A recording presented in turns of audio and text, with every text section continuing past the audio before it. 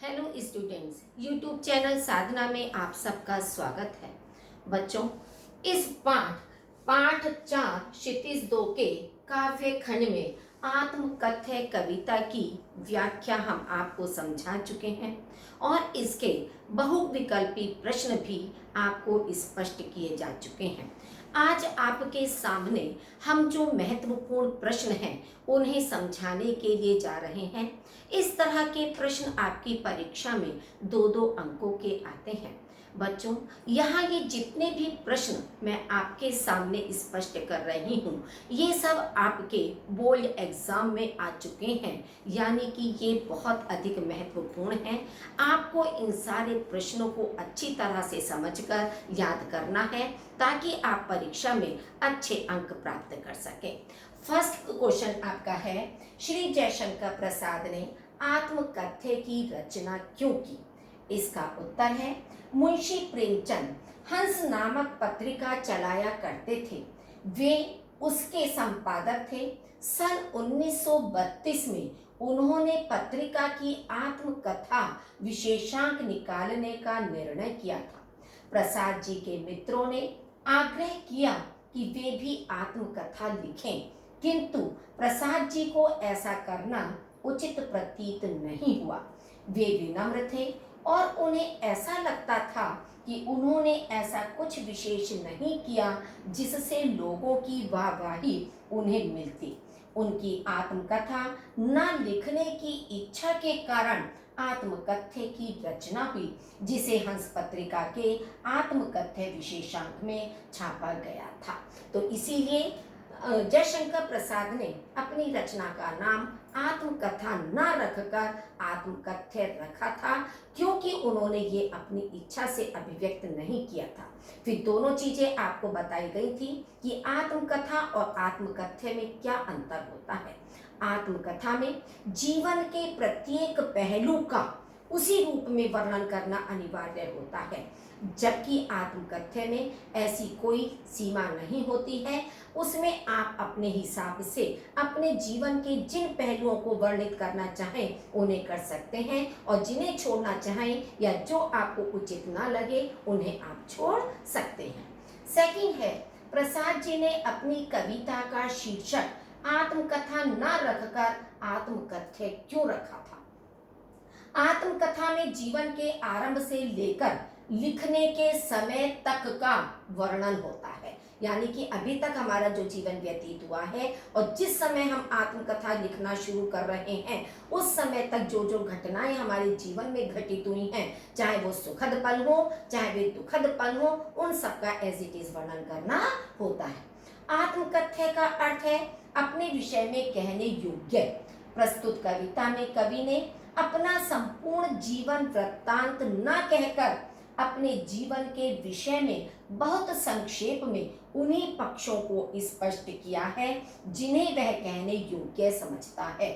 आत्मकथ्य में रचनाकार को अपने जीवन से संबंधित दी जाने वाली जानकारी का चयन करने की सुविधा प्राप्त रहती है, जबकि आत्मकथा में उसके चयन की सुविधा बहुत सीमित होती है। इसलिए इस कविता का शीर्षक आत्मकथा के स्थान पर आत्मकथ्य रखा गया है। तो आत्मकथा रखते तो उन्हें सबका वर्णन करना पड़ता, इसीलिए उन्होंने इसका शीर्षक आत्मकथ्य रखा था। थर्ड है, कवि मन रूपी भौरे से क्या कह रहा है? कवि मन रूपी भौरे से कहता है कि हे मेरे मन, तू गुनगुनाकर कौन सी कहानी कहने को कह रहा है?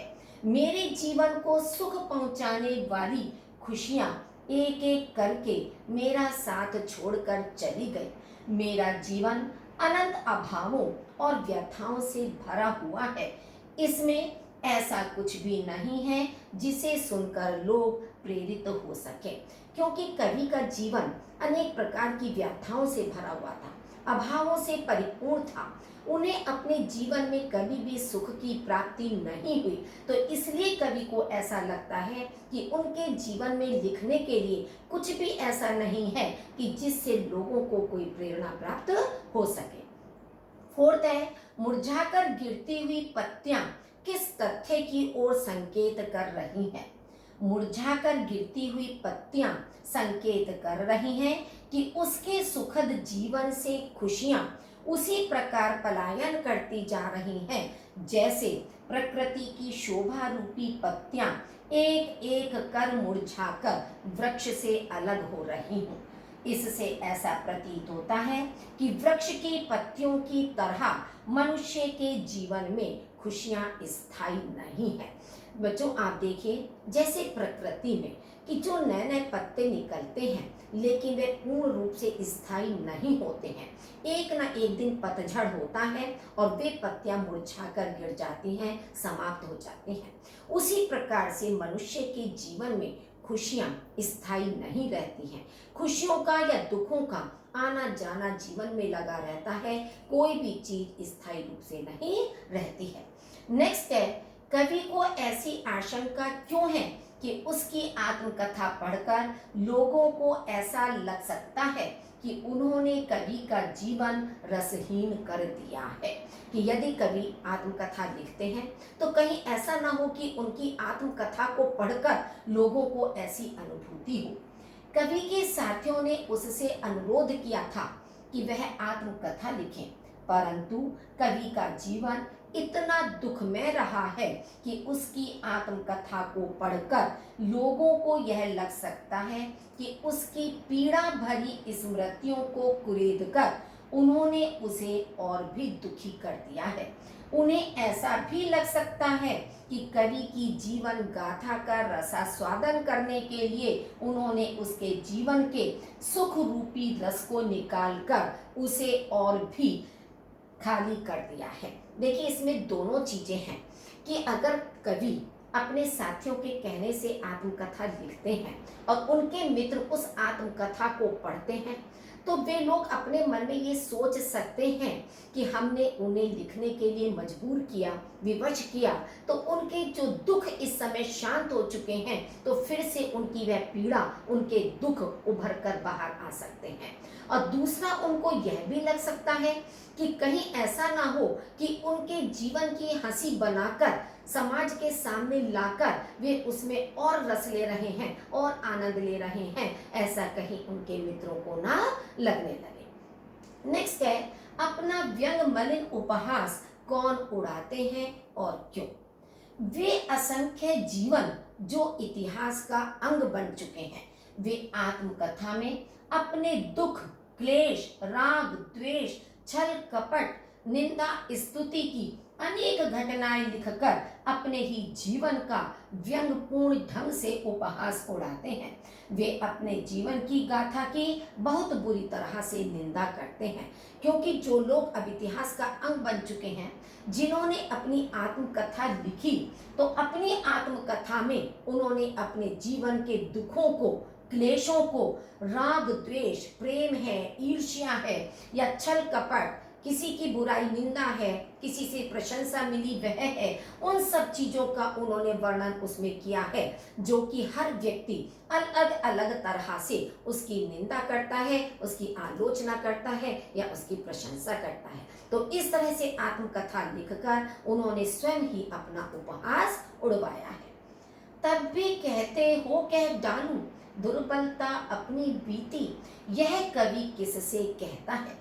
उपर्युक्त पंक्ति कवि उन लोगों से कहता है जो उसके अभाव व निराशा से भरे जीवन से परिचित होने पर भी उनसे आत्मकथा लिखने की जिद कर रहे हैं तथा सबके सामने कवि के दुखों को प्रकट करना चाहते हैं। कवि अपने उन मित्रों से कह रहे हैं यह बात जो बार बार उनसे आत्मकथा लिखने का आग्रह कर रहे हैं, जबकि वे मित्र कवि के अभावग्रस्त जीवन से, उसके दुखों से अच्छी प्रकार से परिचित हैं, लेकिन फिर भी वे उसके दुखों को सबके सामने प्रकट करना चाहते हैं, तो इसीलिए वह अपने मित्रों से उपर्युक्त पंक्ति कह रहे हैं। नेक्स्ट है, आत्मकथ्य कविता में जीवन के किस पक्ष का वर्णन किया गया है? आत्मकथ्य कविता में कवि ने अपने जीवन के यथार्थ और अभावग्रस्त पक्ष का वर्णन किया है। उसका जीवन खाली गागर के समान है, जिसमें कोई उपलब्धि नहीं है। उसे जीवन में वह सुख प्राप्त नहीं हुआ जिसका स्वप्न देखकर वह सोते से जाग गया था। उसके जीवन में सुख के स्थान पर दुख अधिक है जिनको वह किसी के साथ बांटना नहीं चाहता। तो कवि ने अपने जीवन के अभावग्रस्त और यथार्थ पक्ष का ही अपनी आत्मकथ्य में वर्णन किया है, क्योंकि उसकी जीवन रूपी गागर में कोई भी उपलब्धि नहीं है, उसने कोई भी महान कार्य नहीं किया है जिसका वर्णन वह अपनी आत्मकथ्य कविता में कर सके। कवि किसे विडंबना मानता है? विडंबना शब्द का अर्थ है दुर्भाग्य। कवि अपने सरल स्वभाव के कारण मिली प्रवंचनाओं को लिखना विडंबना मानता है, क्योंकि इस तरह वह अपनी सरलता का ही मजाक उड़ा रहा होगा। यदि ऐसा नहीं करेगा तो सच नहीं लिख पाएगा, यही एक विडंबना है। क्योंकि अगर वह आत्मकथा लिखता है तो जो मित्रों ने उसको धोखा दिया, उसके साथ छल कपट किया, उसके सीधे सरल स्वभाव का लाभ जिन्होंने उठाया, तो उसको वह सब लिखना पड़ेगा। तो इस तरह से वह अपने सरल भोले भाले स्वभाव का मजाक उड़ा रहा होगा, तो इस बात को ही वह एक विडंबना मानता है। कवि कौन से सुख का स्वप्न देखकर जागा होगा, उसका वह स्वप्न पूरा क्यों नहीं हुआ। कवि अपने प्रिय के साथ सुखी जीवन व्यतीत करने का स्वप्न देखकर जागा होगा। जब तक स्वप्न की अवधि थी वह प्रसन्नचित्त रहा। स्वप्न समाप्त होते ही उसका प्रिय जा चुका था, इसलिए कवि के सुख का स्वप्न पूरा नहीं हुआ। यानी कि वह स्वप्न में अपनी प्रेयसी के साथ सुखद पल व्यतीत कर रहा था, सुखद जीवन की अनुभूति कर रहा था, लेकिन जैसे ही उसकी नींद टूटी वैसे ही उसका वह प्रिय उससे दूर जा चुका था, और जिस सुख का वह स्वप्न देख रहा था वह सुख उसको प्राप्त नहीं हो सका, वह उसको नहीं मिला। नेक्स्ट है, कवि ने अपने प्रिय के कपोलों की तुलना किससे की है? कवि ने अपने प्रिय के कपोलों की तुलना भोर की लालिमा से की है। उसके प्रिय के लाल गालों की लालिमा के सौंदर्य के समक्ष उषा की लालिमा भी फीकी थी। भोर की लालिमा से मतलब होता है उषा काल की लालिमा, कि जिस समय रात्रि का अंत हो रहा होता है और सूर्योदय से पहले की स्थिति होती है, तो आसमान में लाली सी दिखाई देती है काले बादलों के बीच में। तो कवि को लगता था कि उसकी प्रेयसी के गाल इतने अधिक लाल हैं, इतने सुंदर हैं कि मानो भोर की उषा भी अपने सुहाग की लालिमा उसके गालों की लाली से ही लेती थी। नेक्स्ट है, कवि ने यह क्यों कहा कि छोटे से जीवन की बड़ी कथाएं आज कैसे कहूं। कवि का जीवन यद्यपि सामान्य व्यक्ति का जीवन है, फिर भी उसके जीवन में घटित घटनाएं ऐसी हैं जिनकी कहानी बहुत विस्तृत है। अतः कवि नहीं चाहता कि वह अपने जीवन के यथार्थ पक्ष और अभाव पक्ष की विस्तृत कहानी सुनाकर श्रोता को दुखी करे। कि आप ये देखिए कि ये कवि के विनम्र स्वभाव को परिलक्षित करता है कि कवि अपने जीवन को एक सामान्य व्यक्ति का जीवन कहता है, लेकिन वह कहता है कि मेरा जीवन तो बहुत छोटा सा है, सामान्य है, लेकिन जो घटनाएं उसके जीवन में घटित हुई हैं वो बहुत अधिक विस्तृत हैं, विशाल हैं। तो वह उन सब का वर्णन उसमें करके लोगों को परेशान या दुखी नहीं करना चाहता है। नेक्स्ट है, अपनी आत्मकथा लिखना कवि को गुदड़ी की सीवन उधेड़ने जैसा क्यों लगता है? कवि अपनी मधुर स्मृतियों के सहारे ही अपने जीवन की राह पर आगे बढ़ता जा रहा है। वह थक चुका है, किंतु उसकी यादें उसे नई प्रेरणा दे रही हैं। उन स्मृतियों को उसने अपने अंतर मन में संजो कर रखा हुआ है। जिस तरह गुदड़ी के भीतर कई पुराने कपड़े सिल दिए जाते हैं, परंतु सीवन उधेड़ने पर वे अलग अलग होकर बिखर जाते हैं, उसी प्रकार कवि को लगता है कि अपनी आत्मकथा लिखने के लिए वह अपनी स्मृतियों को कुरेदेगा तो वे भी बिखर जाएंगी और जख्म फिर हरा हो जाएगा। अब इसमें देखिए गुदड़ी शब्द आपको बताया गया है कि पुराने कपड़ों को किसी चीज के अंदर सिलकर भर दिया जाता है, लेकिन जब सिलाई खोलो तो वे सब पुराने कपड़े अलग अलग हो जाते हैं। उसी तरह से कवि अपने जीवन की राह पर अपनी यादों के सहारे आगे बढ़ रहा है। उसने अपनी यादों को अपने हृदय में संजो कर रखा हुआ है। यदि वह आत्मकथा लिखेगा तो फिर से उसे अपनी सारी यादों को कुरेदना पड़ेगा, जिससे उसका मन और अधिक व्यथित हो जाएगा, उसकी सारी यादें बिखर जाएंगी। नेक्स्ट है, थकी सोई है मेरी मौन व्यथा का आशय स्पष्ट कीजिए। कवि के ऐसा कहने का आशय यह है कि उसने अपने जीवन में अनेक कष्ट झेले हैं, परंतु उसने अपनी पीड़ा को प्रकट नहीं किया। अपनी इन्हीं वेदनाओं और पीड़ाओं को सहते सहते कवि थक चुका है। अब वह अपनी वेदनाओं को मौन ही रखना चाहता है। उसकी वेदना अब व्यथा, अब अतीत बन चुकी है और वह अपने अतीत को कुरेद कर और दुखी नहीं होना चाहता है। कि कवि ने अपने जीवन में अनेक कष्टों को झेला, अनेक पीड़ाओं को उसने सहन किया और अब उसकी वेदनाएं और पीड़ाएं सहते सहते वह इतना थक चुका है कि अब वह उन वेदनाओं को शांति रखना चाहता है, मौन रखना चाहता है, क्योंकि अब उसकी वेदना अतीत बन चुकी है। वह अपने अतीत को कुरेद कर और दुखी परेशान नहीं होना चाहता है। नेक्स्ट है, कवि जयशंकर प्रसाद ने चांदनी रातों की गाथा को उज्जवल क्यों कहा है? कवि जयशंकर प्रसाद ने चांदनी रातों की गाथा को उज्जवल इसलिए कहा है क्योंकि तब उसकी प्रिया उसके साथ थी और उन रातों में हंसते खिलखिलाते हुए प्रिया के साथ बातें होती थीं। उसने अपनी प्रेमिका के साथ जो क्षण व्यतीत किए वह उज्जवल अर्थात सुख प्रदान करने वाले थे। तो उज्जवल गाथा उसने वही कही है कि जिस समय उसकी प्रेमिका या उसकी प्रेयसी उसके साथ थी, उसने अपनी प्रेयसी के साथ जो प्रेम भरे पल व्यतीत किए थे तो वह उसको सुख प्रदान करने वाले थे, वह उसकी चांदनी रात के समान उज्जवल थे। तो उन्हीं पलों को उसने उज्जवल गाथा कहा है। अपनी बात कहने की अपेक्षा प्रसाद जी क्या करना अधिक उपयुक्त मानते हैं?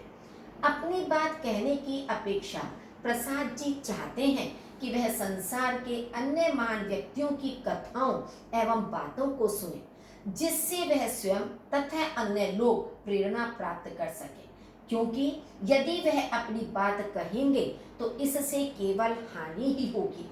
उसके जीवन में प्रेरणास्पद बातें नहीं हैं, इसलिए वह औरों की बातें सुनना ही उपयुक्त समझता है, क्योंकि वह उसको लगता है कि उसके जीवन में भी कोई विशेष उपलब्धि नहीं है जिसका वह आत्मकथा में वर्णन करे। तो उसकी इच्छा यही है कि अपनी बात कहने की अपेक्षा वह अन्य महापुरुषों की, अनेक बड़े व्यक्तियों की जो गाथाएं हैं, जो बातें हैं, वह उनको चुपचाप होकर सुनता रहे, क्योंकि उसके जीवन में किसी को प्रेरित करने वाली कोई भी बात नहीं है।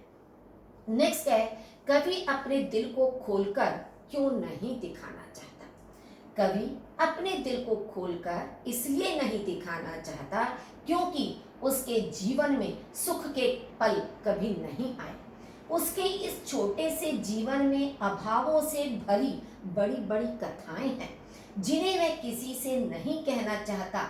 वह अपने जीवन की दुर्बलताओं को नहीं कहना चाहता क्योंकि उसे सुनकर किसी को भी सुख प्राप्त नहीं होगा, अपितु वह उनके मध्य हंसी का पात्र बनेगा। तो इसलिए कवि अपने दिल को खोलकर नहीं दिखाना चाहता है क्योंकि उसके जीवन में दुर्बलताओं, कमियों के अलावा और कुछ भी नहीं है।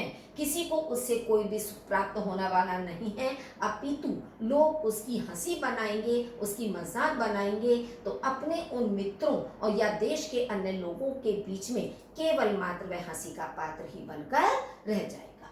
नेक्स्ट है, भूलें अपनी या प्रवंचना औरों की दिखलाऊं में से कवि का क्या तात्पर्य है? कवि को अपने सरल स्वभाव के कारण जीवन में काफी परेशानी उठानी पड़ी है। अनेक बार अपनी सरलता के कारण उसने लोगों पर विश्वास करने की भूल की है। कई बार उसके सरल स्वभाव का लाभ उठाते हुए लोगों ने उसे धोखा भी दिया है।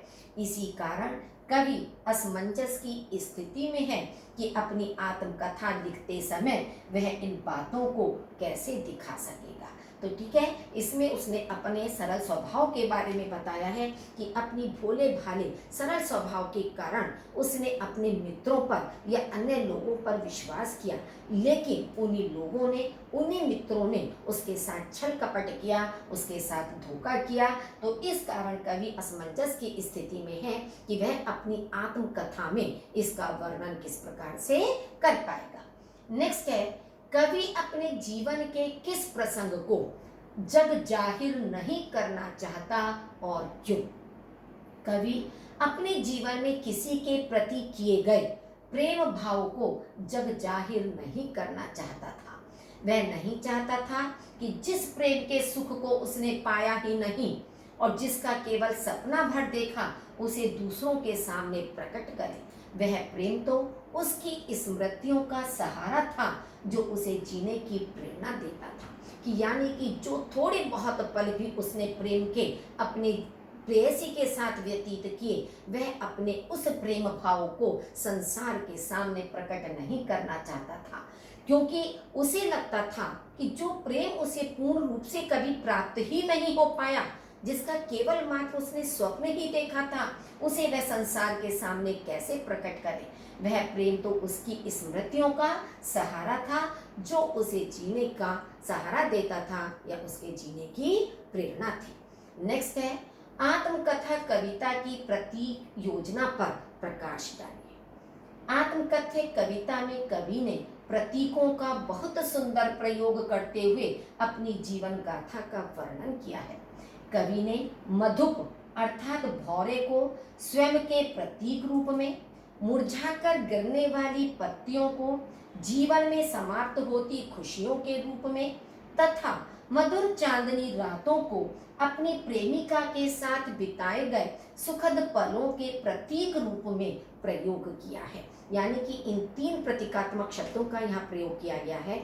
मधुप का प्रयोग कवि ने अपने मन के लिए, अपने जीवन के लिए किया है, और जो वृक्ष से गिरती हुई पत्तियां हैं वो प्रतीकात्मक हैं कि जीवन में जो खुशियां हैं वो कभी भी स्थायी नहीं रहती हैं, तो जीवन में समाप्त होने वाली खुशियों के रूप में है। और मधुर चांदनी रातों को उसने अपनी प्रेयसी के साथ बिताए गए सुखद पलों के प्रतीक के रूप में प्रकट किया है। तो बच्चों, ये सारे प्रश्न आपके लिए बहुत ही ज़्यादा इम्पॉर्टेंट हैं कि जिससे आपकी परीक्षा में बहुत अच्छे अंक प्राप्त हो सकते हैं। इन सारे प्रश्नों को बहुत अच्छी तरह से समझें, अच्छी प्रकार से याद करें। अभी तक यदि आपने मेरा चैनल सब्सक्राइब नहीं किया तो उसे जल्दी से सब्सक्राइब कर दीजिए। अपने अन्य साथियों के साथ, चाहे वे आपके विद्यालय के साथी हों, चाहे आपकी कोचिंग में अन्य विद्यालयों के साथी हों, उन सबके साथ अधिक से अधिक इसको शेयर कीजिए ताकि उन विद्यार्थियों को भी इसका लाभ मिल सके। धन्यवाद।